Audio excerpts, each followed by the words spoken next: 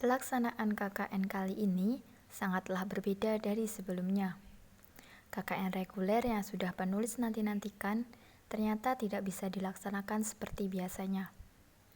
Kondisi tersebut dikarenakan adanya pandemi COVID-19 yang belum juga usai, sehingga pihak Universitas Jember mengeluarkan kebijakan baru terkait pelaksanaan KKN dengan nama KKN Back to Village. Ini merupakan video akhir dari kegiatan saya selama KKN 45 hari di Desa Kadipaten pada UKM Keripik Tempe. Pada minggu pertama, saya sebagai pengabdi melakukan perkenalan diri dan juga sosialisasi kepada sasaran mengenai program kerja yang akan saya lakukan selama 45 hari ke depan. Pada minggu ini juga, pihak Universitas Jember melakukan penerjunan. Pada minggu kedua ini, pengabdi melakukan pelatihan-pelatihan kepada sasaran.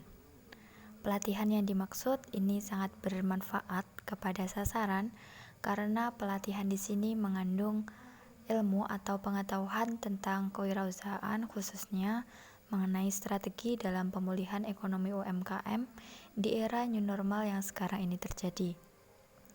Pelatihan ini dilakukan secara online dengan pemateri yang ahli di bidangnya. Pada minggu ketiga ini, pengabdi melakukan pendampingan kepada sasaran dalam proses pembuatan dan juga pengemasan keripik tempe. Di mana dalam proses pembuatan keripik tempe ini diawali dengan cara mempersiapkan bahan-bahan yang akan digunakan. Kemudian dilakukan penggilingan dan juga perebusan kedelai. Kemudian ada kegiatan buntel tempe, di mana pada kegiatan buntel tempe ini merupakan proses pencampuran antara ragi tempe dengan kedelai. Setelah proses buntel tempe, maka tempe yang sudah ditata atau dilakukan proses buntel akan didiamkan terlebih dahulu hingga menjadi tempe. Setelah tempe jadi, tempe dipotong sesuai dengan ukuran yang telah ditetapkan sebelumnya.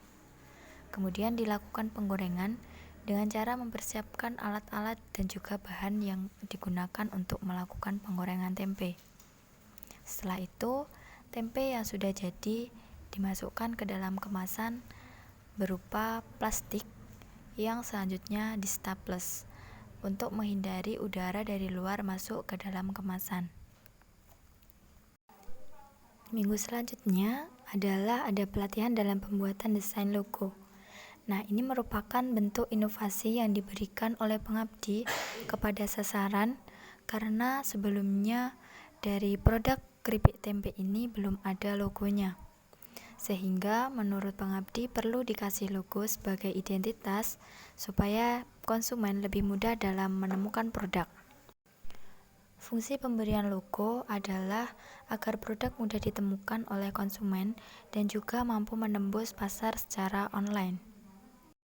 Masuki minggu kelima, ini merupakan bentuk inovasi juga yang diberikan oleh pengabdi kepada sasaran berupa pembuatan iklan promosi dari produk agar produk mampu menembus pasar secara online.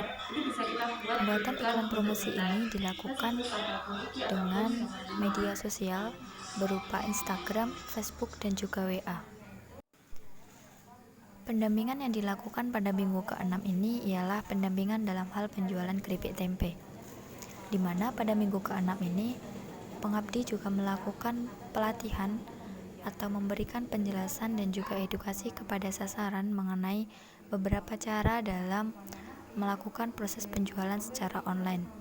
Terlebih dalam hal bagaimana cara menanggapi dari adanya pembelian konsumen secara online melalui WA, Instagram, ataupun Facebook. Pada minggu ke-6, pengabdi juga membantu sasaran melakukan rekapitulasi terhadap hasil penjualan keripik tempe yang dilakukan selama 1 bulan. Minggu yang terakhir, yaitu minggu ke-7, pengabdi melakukan evaluasi dan juga laporan, di mana pada minggu ini pengabdi membuat berita desa yang terakhir dan juga artikel serta video akhir atas serangkaian kegiatan selama 45 hari dalam menjalankan KKN.